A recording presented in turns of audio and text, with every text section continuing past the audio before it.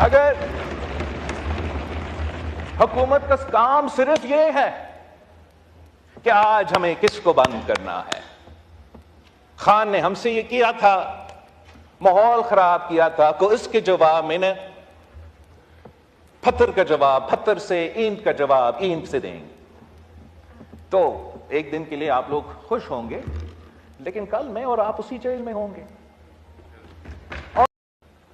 और आपकी जमात के बारे में, आपके साबिक वज़ीर आज़म के किरदार, हुकूमत में पॉलिसीज के बारे में मैं तनकीद करता रहूंगा। हम आपस पे इस पे तो पता नहीं बहुत लंबे अरसे हम इस पे इख्तलाफ करते रहेंगे, और आप असेंबली ना छोड़े, आप अपना कमिटीज ना छोड़े, आप आए, बात करें, कंट्रीब्यूट करें, तनकीद करें, लेकिन जिम्मेदारी अपनाएं।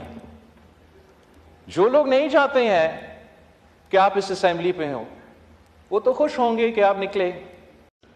हमारी सीमा भी अभी भी जो वजन के हिसाब से, सबसे खत के हिसाब से छोटी कमजोर खातून है, बड़ी बहादुर, लेकिन हमारी सीमा भी ताहिर बहन के खिलाफ भी पर्चा हुआ।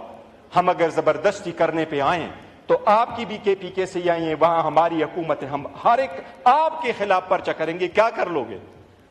क्या इससे मुल्क का फायदा होगा? आपका वफाकी वजीर यहां है, मैं चैलेंज करता हूं KPK गवर्नमेंट में, KPK गवर्नमेंट चाहे हम उनको ऑर्डर करें, आपका वफाकी वजीर फिर 300 माइल रेडियस में अपने इलाके में आ जाए। आपने पंजाब में हमारी पार्टी के 11 MPA को 15 सेशन के लिए सस्पेंड किया। एज ए चेयरमैन मेरे ऊपर प्रेशर पड़ा, इनके MPA ने KP में बड़ा जोर डाला, बड़ी बदतमीजी की, पर मैंने कहा नहीं, हमने नहीं करने, हमने टिट फॉर टेट करके इनके MPA को नहीं सस्पेंड करना।